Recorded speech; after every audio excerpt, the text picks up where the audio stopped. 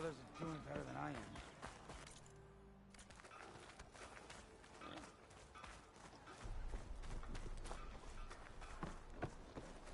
What happened to you?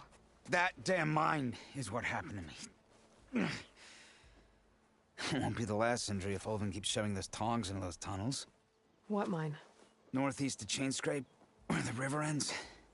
I told Corvin we should stop when the first cave-in happened, but Ulvin probably threatened to cut off our pay. Or worse. How about you slow down and take me through it?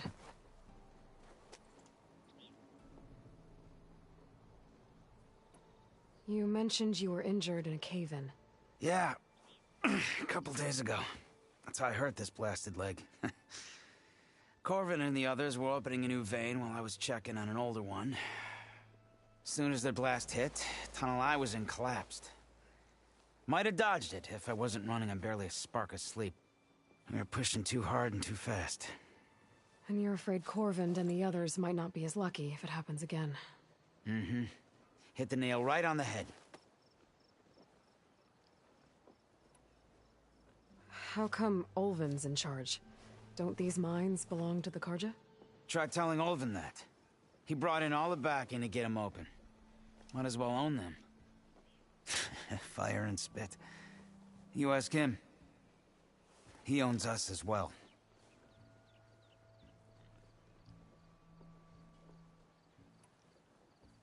Who's Corvin?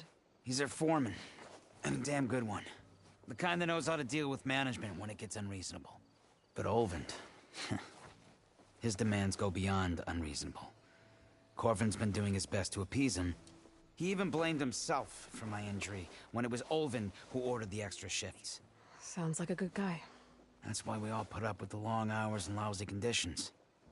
But if the whole mine becomes unstable, I'd rather suffer Ulvin's wrath than die buried in rubble.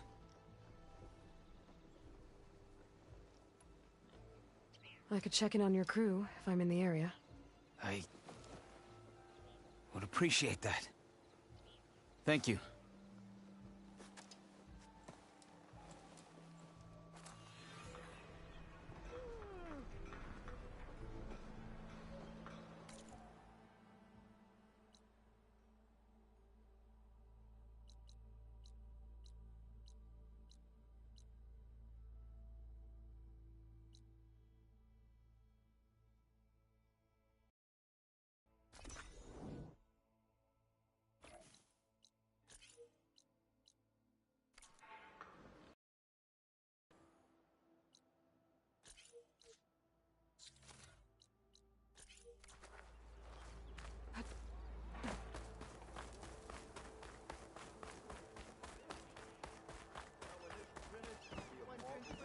Why, can't you see I'm trying to... For other means. Why are you running?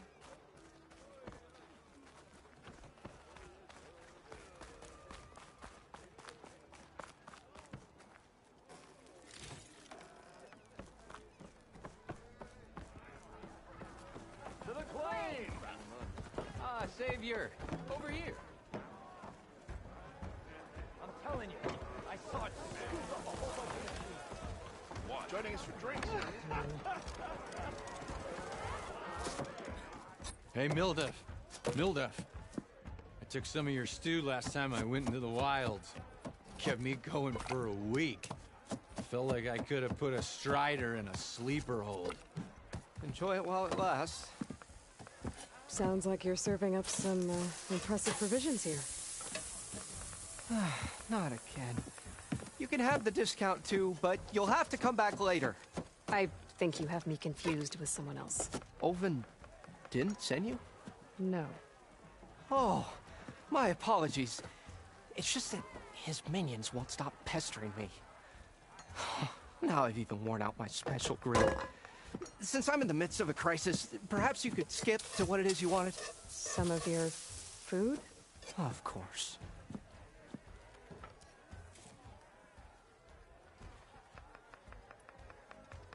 Are Ulvin's people causing you problems? Oh, yeah. They constantly demand my best, but the equipment I need to make my signature dishes isn't built for batch cooking. And don't get me started on the Olvin discount they feel so entitled to. And if you refuse? I make meals, no trouble. How did you end up in Chainscrape? Heard about a new and upcoming town at the edge of the frontier. Where there's a town, there's a tavern. I was in need of work. So I got myself out. Some of these people had never tasted proper boars and berries. Anyway, next thing I knew, people kept coming back. Your last customer mentioned your cooking really kept him going out in the wild. Where I'm headed, I could use some of that. I would be happy to oblige, especially since you have... But my special groove griddle is no more. Without it, I can't cook any of my signature dishes. I hate to think what'll happen when I'm forced to refuse Olvin or his goons. Even if I already had the right ingredients, there's nothing I can do. Unless you can source me a temporary replacement? What do you need? For the ingredients, a few pieces of decent wild meat, and I'd say a big handful of bitter leaf stems. That'll do. As for the griddle, a corrugated metal panel might suffice until I can have a new one forged. You'd likely find one in a scrounger pile, if you follow the river to the northeast. Don't worry, I'll clean it first. You'll have no issue finding boars and bitter leaf on your... assuming you're as much a hunter-gatherer as your clothes. Thanks, Mildef. I'll keep an eye. So that's what gratitude sounds like. And don't let anyone... If you say so. Not as good as... Ah, hello again. About that. What did you need to make your... A corrugated metal panel, for starters. I can use it until I get another groove griddle forged. You can probably pull one out of a scrounger scrap pile. I'll clean it first. And for the dish itself, some wild, then I can get cooking. I should be going. Right.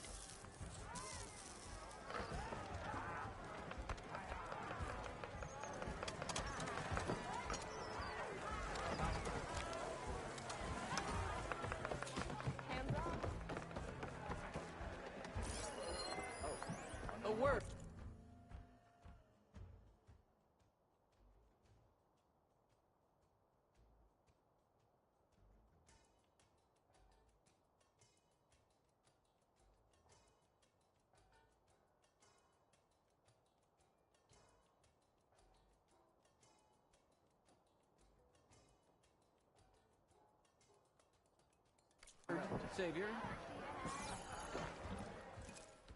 Savior, thank you for taking the time, and my condolences that you had to endure Olvin's bloviating. I've dealt with worse. That sounds like... The idea that the Carja purposely let bristlebacks into the Daunt, it's completely absurd. But the louder and longer he says it, the more support he'll get for his damned concession decree. How did the Bristlebacks get into the Daunt? No one knows for sure. The first report of them came from west of the quarry. But unless they have wings I don't know about, I don't see how they could have come over the mountains. No other way in. The only way I know about is Barren Light. Look, if you can get to the bottom of this, I can offer a considerable bounty in return. Help me shut Olvin up.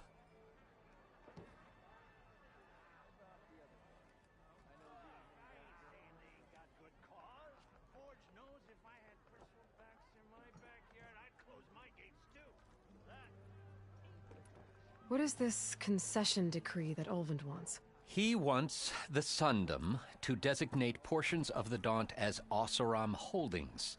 Only the portions, mind you, that produce any value. Let me guess. Because he stands to profit somehow? Exactly. With the Daunt under Oseram law, he could secure more investment for their numerous ventures. He can't get those investments without the concession? No. Not while there's a chance the Sundom could revoke their access. Hence, why the concession is so important to him. And why blaming the Carja for the Bristlebacks, no matter how absurd, works in his favor.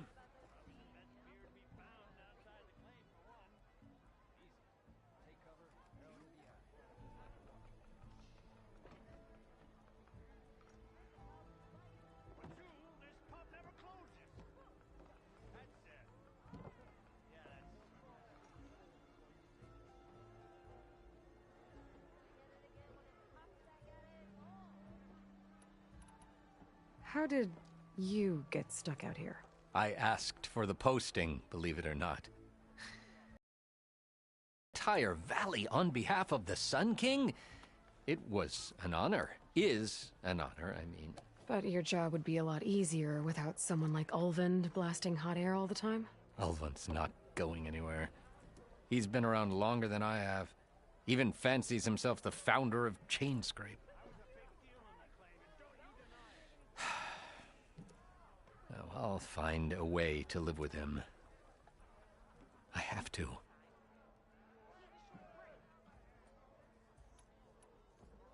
You said the bristlebacks were first spotted west of the quarry? Yes, according to one terrified laborer, said the ground trembled before they came charging down the hillside. He took off and ran all the way here. Good place to start looking, then. If you learn the truth, maybe Ulvund will stop blaming the Karja for every problem under the sun, and maybe then he'll actually focus on rebuilding Barren Light instead. Yes, something... I need to go. Of course.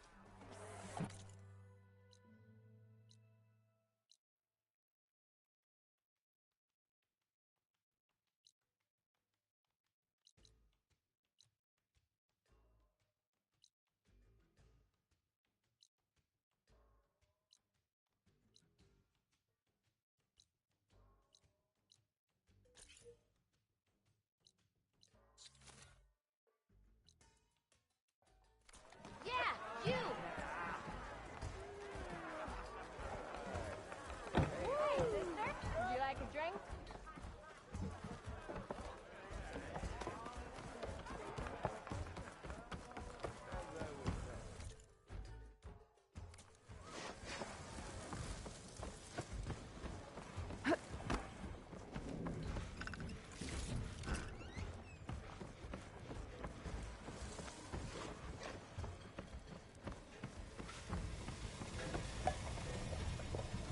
Ouch!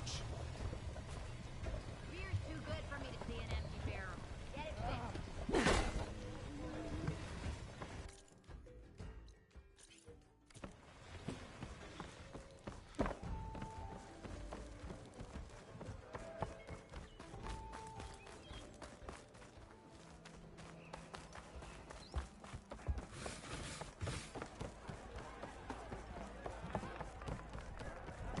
It's a Tanakh game, but any tribe can enjoy it. Come to revel in some strike, sister? Let me set the board. I was just passing by. First timer, huh? Don't worry about it. I'll go easy on you. You got any pieces? No. Well, aren't you in luck then? I got an extra set, a Tanakh original straight out of the Forbidden West. Sit. I'll run you through it in a hot spark. I'll give you something special if you win it on my boards, too.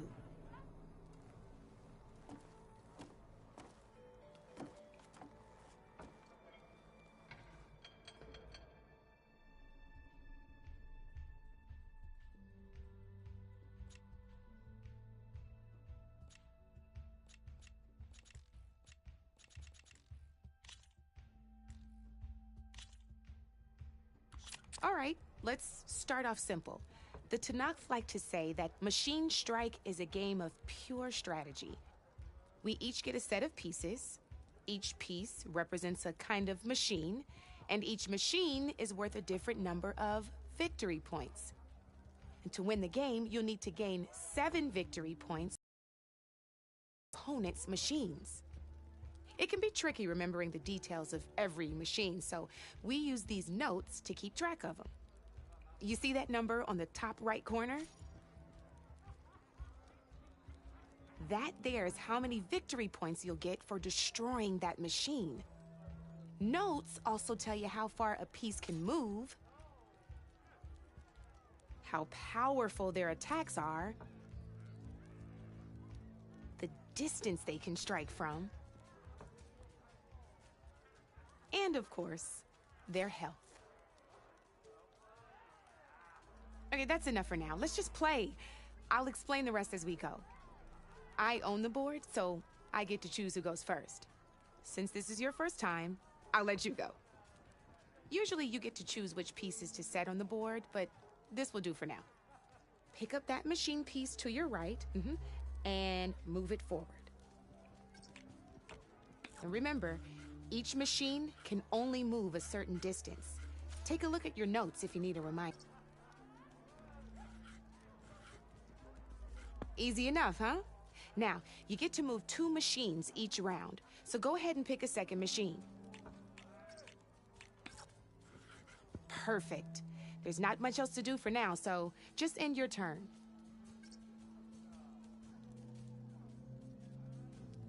We're forging onwards. Let me move my pieces here.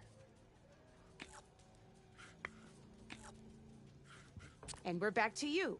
This time, why don't you try attacking one of my pieces? Try with that machine on your right first. Now move the piece close enough to, when performing an attack, you'll be testing your machine's combat power against the opponent's. A machine's combat power is a combination of the terrain your machine is standing on and its own attack power. This board only has grassland terrain, which has no effect on a machine's combat power. And your current machine has 2 points of attack power. So in total, your machine's combat power equals 2 points. Since my machine isn't the one attacking, it has 0 points of attack power. And just like your machine, it's not affected by grassland terrain. So right now, the difference in combat power between the 2 machines is 2 points. This means your machine can do 2 points of damage to my machine. Did you get all that?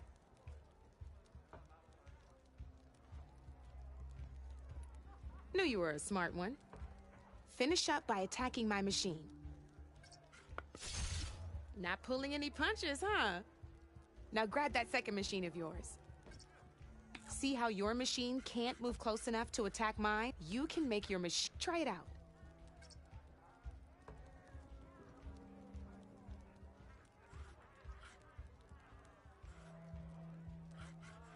Downside to sprinting is that your machine can no longer attack. Now, some players like to take a risk and overcharge their machine in cases like this. Overcharging lets you attack after a sprint, but it will damage your machine's health by 2 points. So use at your own discretion. Let's try doing that now so you can see what I'm...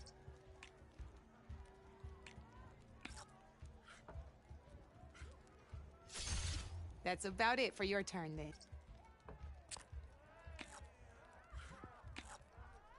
Now, I'll let you in on a neat trick. That machine of yours, the one closest to me, grab a hold of it.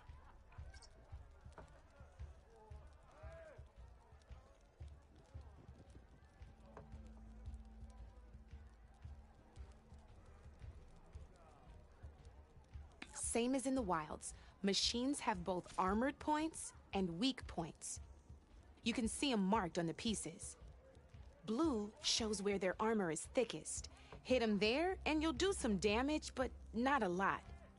Now, red shows the machine's weak points. Hit those, and you'll deal a mighty blow. Here, let me show you. Rotate that piece so your machine faces mine. Now let that machine have it. Off the board she goes, and there's your first victory points. You don't have 7 of them yet, so let's keep going. Your machine attacked mine, but hasn't moved yet. Go ahead and move downwards towards my remain. You've already attacked a machine and moved your piece. But if you overcharge your machine, you can attack a second time. And by the look of your machine's health, you'd be sacrificing your piece to defeat mine. But sometimes, overcharge your machine to attack mine a second time, and I'll show you what I mean.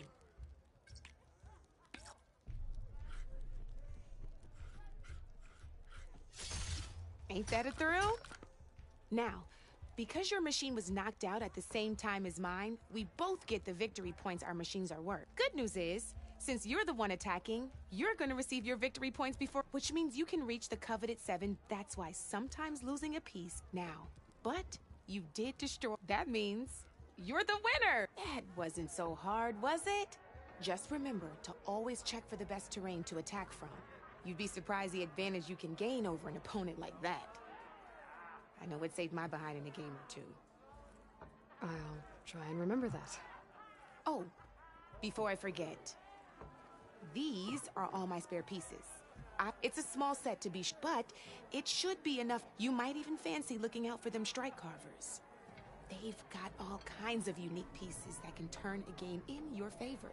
Though they'll need the right materials to craft, or you might find them in the wild. No, I've lost my fair share of pieces after a night of machine hunting or brew hopping. No need to thank me, always a pleasure to help. Now, if you feel like playing I could even teach you a few more tricks if you... Thanks. I'll...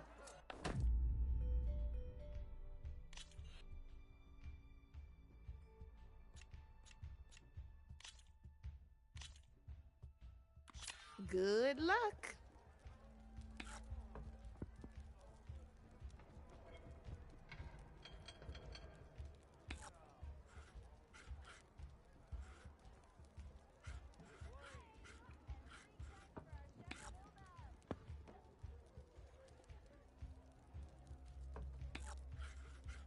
Okay, let's see.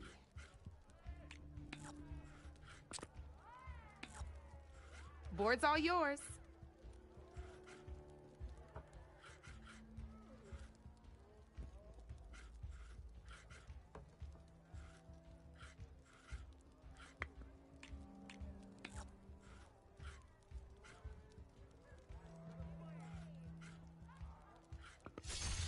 Lucky me, you hit armor.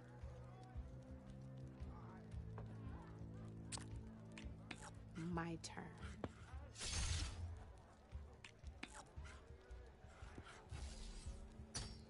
Knocked right off the board.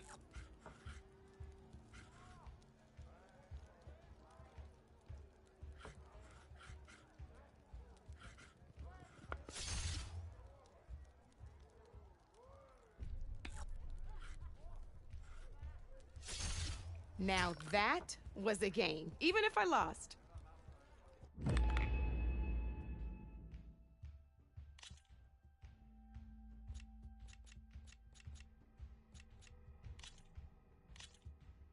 Here we go.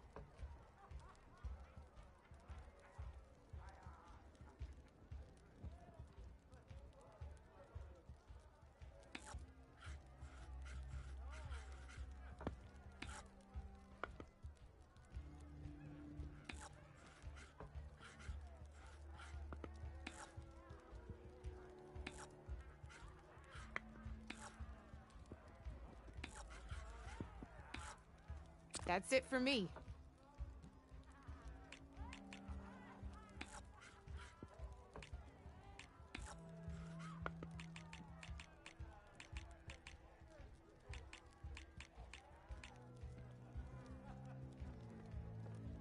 I'm up.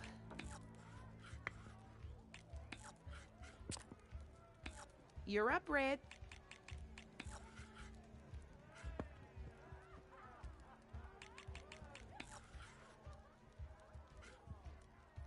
Time to make my move.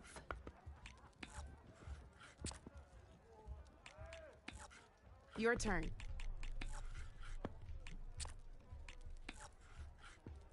Time to get serious.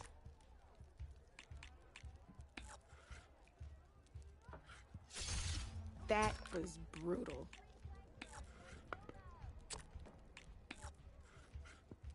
Okay, let's see.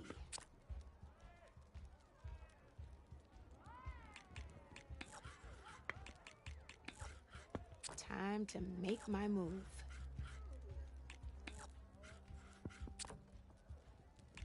Your move, Red.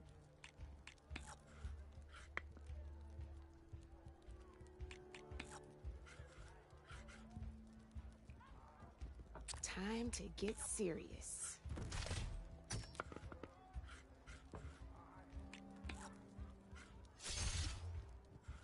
That's it for me.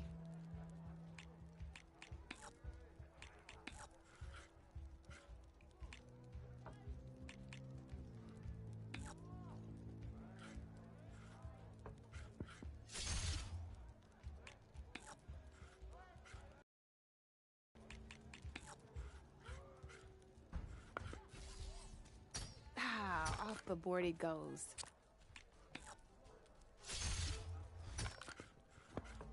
One less piece on the board.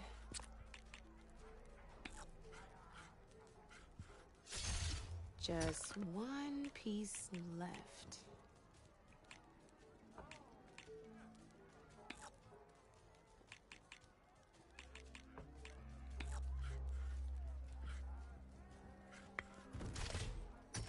Hey! Oh, that was the perfect spot!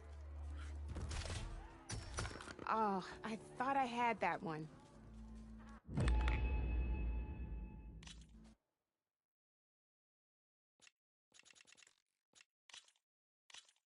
Let's do this!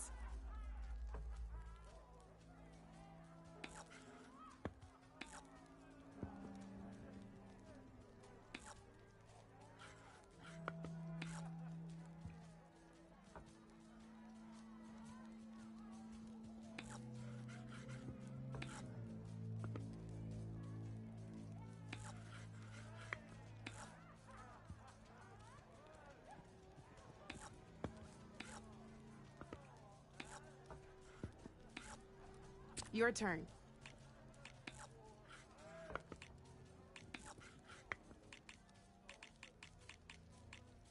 My turn.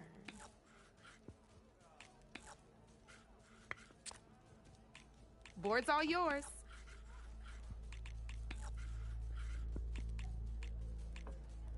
I'm up.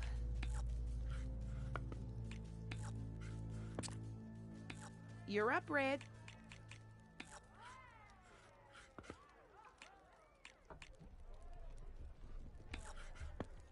Okay, let's see.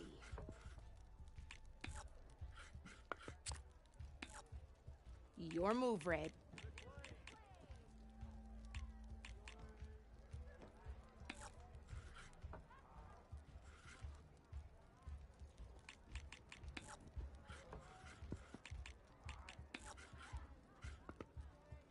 My turn.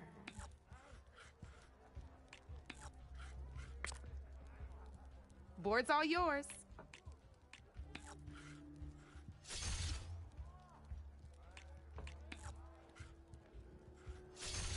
Well, that's done now.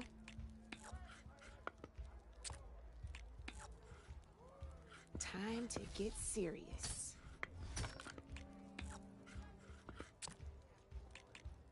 You're up, Red.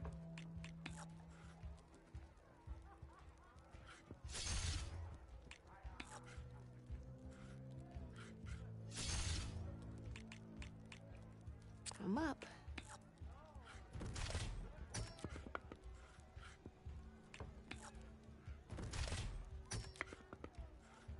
Your turn.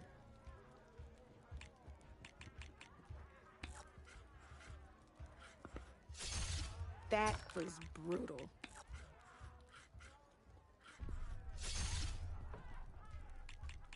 Time to make my move.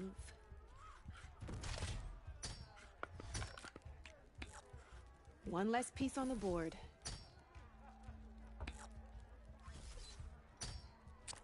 That's it for me.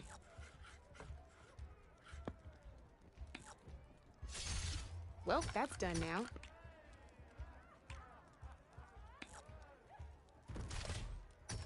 Ah, off the board it goes.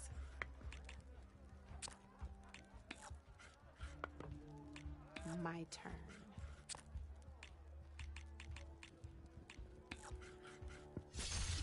Ah, looks like I lost.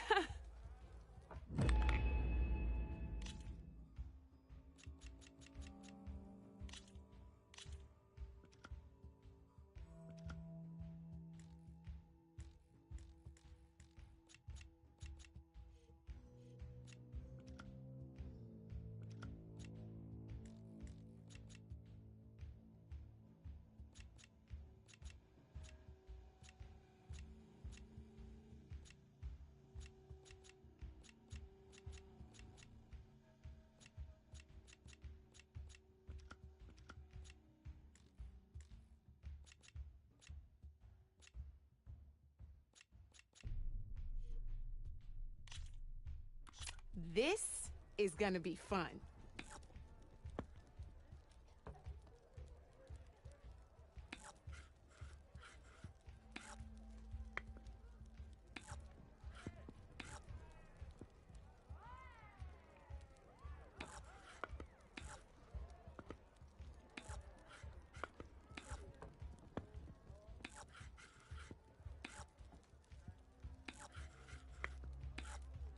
I'm up.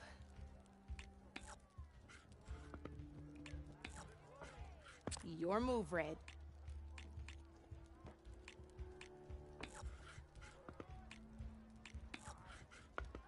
Time to make my move.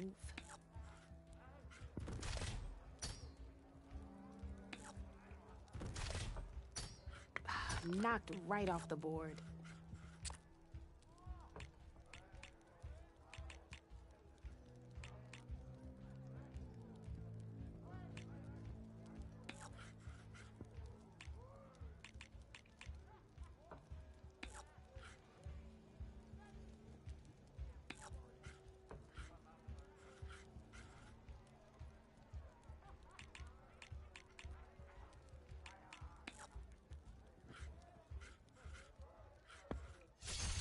Well, that's done now.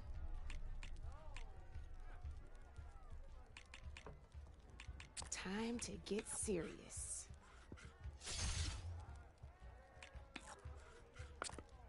Board's all yours.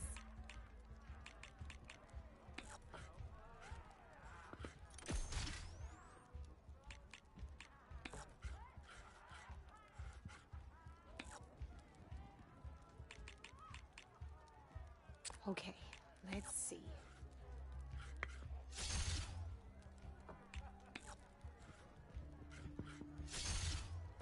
Knocked right off the board.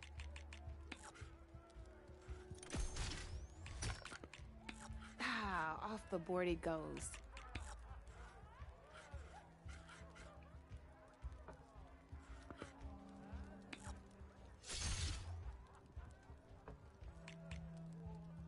Okay, let's see.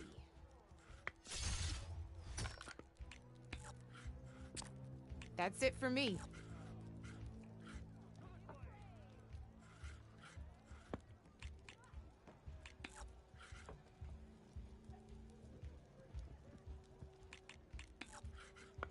Time to get serious.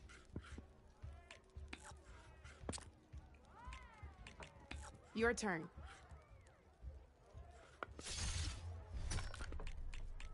One less piece on the board.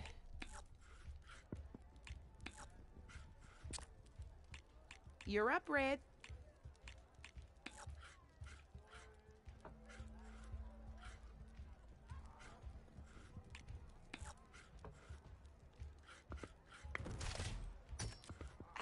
I was hoping you wouldn't do that.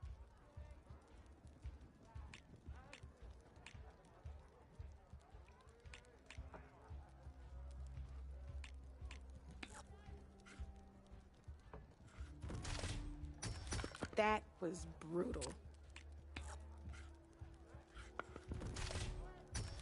Guess luck's not on your side today, Red.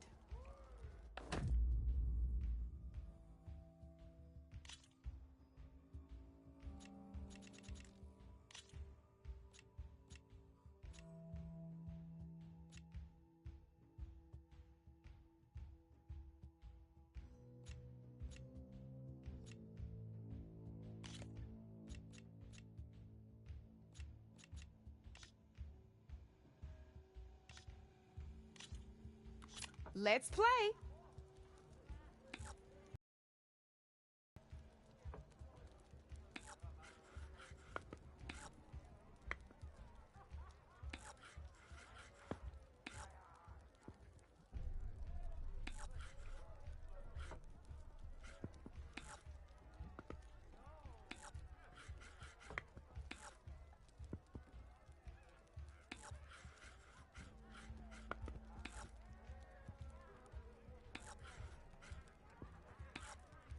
I'm up.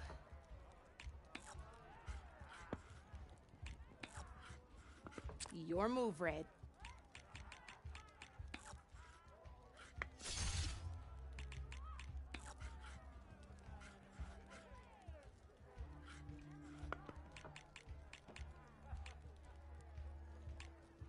Time to make my move.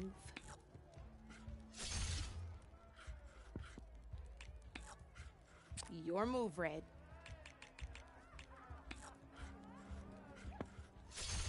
Well, that's done now.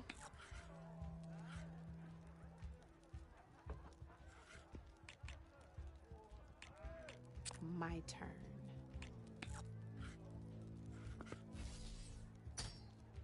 Sometimes I surprise even myself.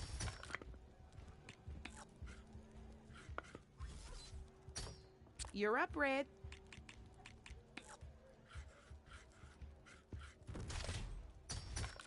Knocked right off the board.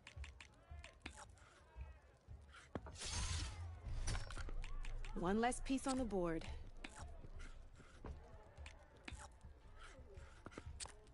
Your turn.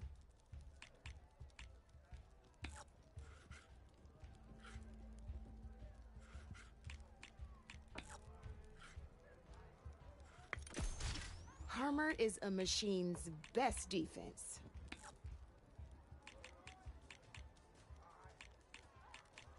I'm up.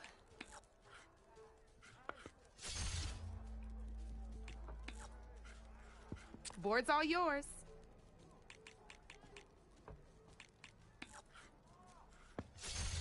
That was brutal.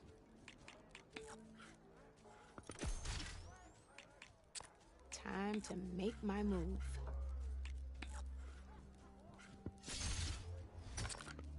That's it for me.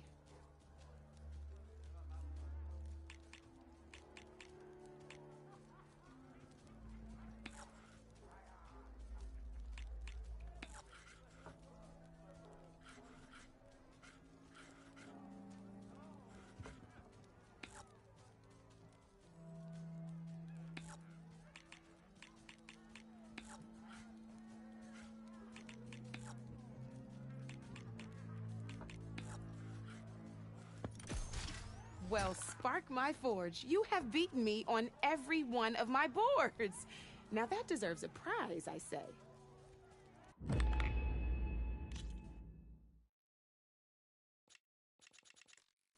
Come back anytime, Red.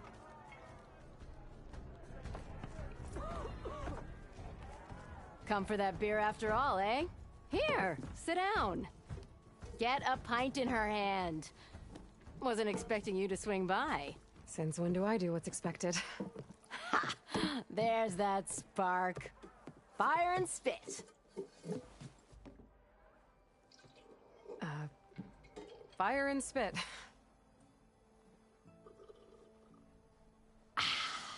That's a blast from the bellows. Won't fix the forge, but at least I can forget about my troubles for a while.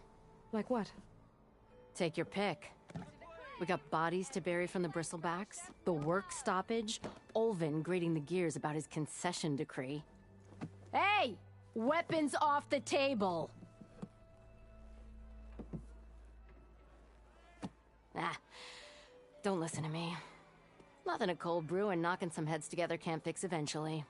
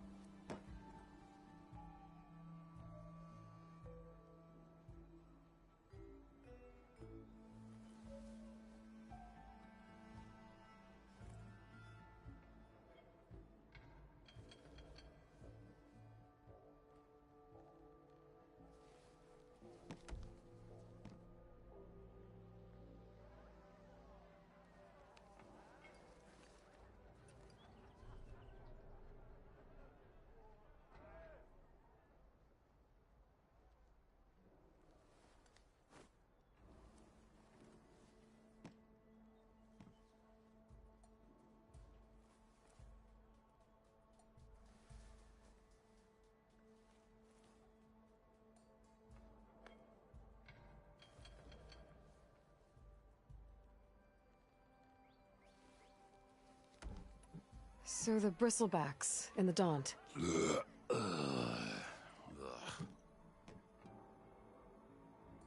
Where did they come from? That's the thing. No one rightly knows. They just showed up one day, rampaging around the valley like they exploded out of a forge. Lost some good people. But I heard talk of some vanguards trying to take them down. Did they come through here? Stopped by briefly for supplies. Ulvund was none too pleased. Won't be able to crank it to his advantage once the bristlebacks are gone. But how could bristlebacks and the Daunt help Ulvund? 2 words. Concession decree. Since no one knows where the bristlebacks came from, Ulvund has taken to blaming the Carja for him. He's hoping to dig up enough old resentments to get a strike going until the concession's signed. This is just his latest attempt. He's been trying to rile up the workers since the day he rolled into town. And people actually believe him? Lots of folks suffered at the hands of the Mad King during the Red Raid. They'll blame the Carja for anything. Damn Carja slavers.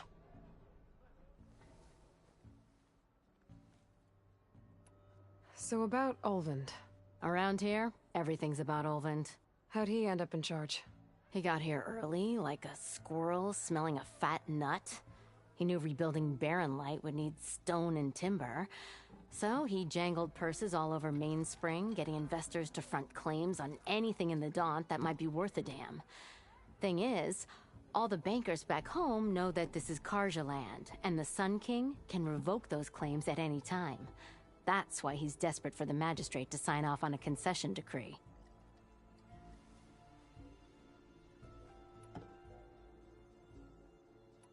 This concession decree, what is it exactly?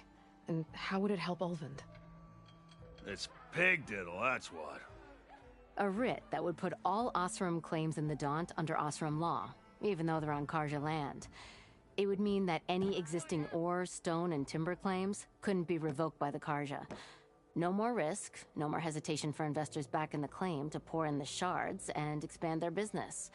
And since Ulvund has a stake in all those claims, it would make him richer than a scrapper in a junk heap. Not to mention Chainscrape would become an Osram municipality, so he could buy enough votes to call himself an elderman. He's a sly old badger, I'll give him that. Figures if he keeps up the pressure, eventually the magistrate will sign. I thought you'd be back in Freeheap. Well, after the big battle at Meridian, I went back, but realized it was running smooth. Didn't need me. Heard about the rebuilding out at Barren Light. Figured they could use another hammer. Been scraping by ever since. You could always leave.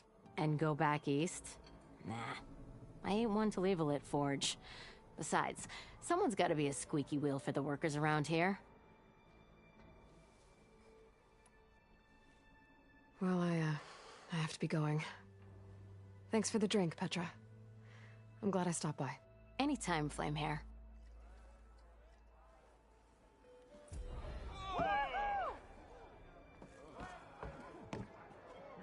Come for another round.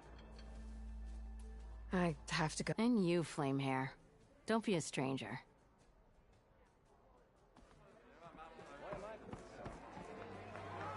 You have the charm, the good looks,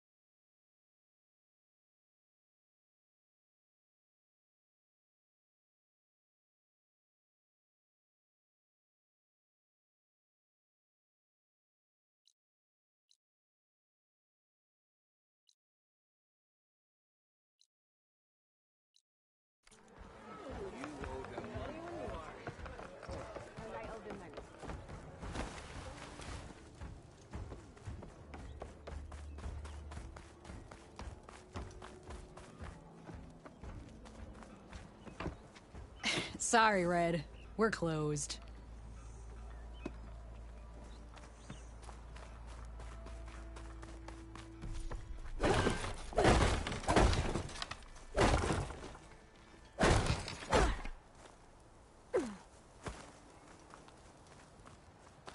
Just put me to work already.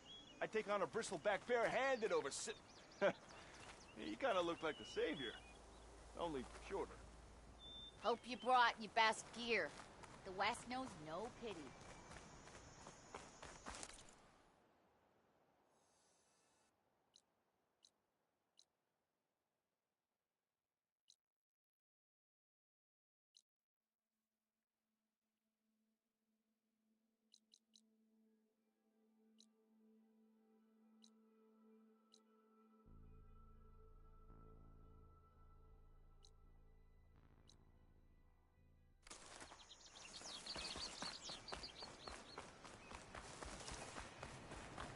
Help!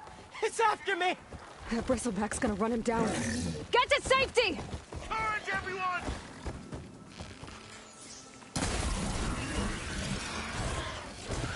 Is it dead? Back the forge. Get inside until it's safe. Don't have to tell me twice. Can't override that now. Need to get data from the cauldron, if I can find one.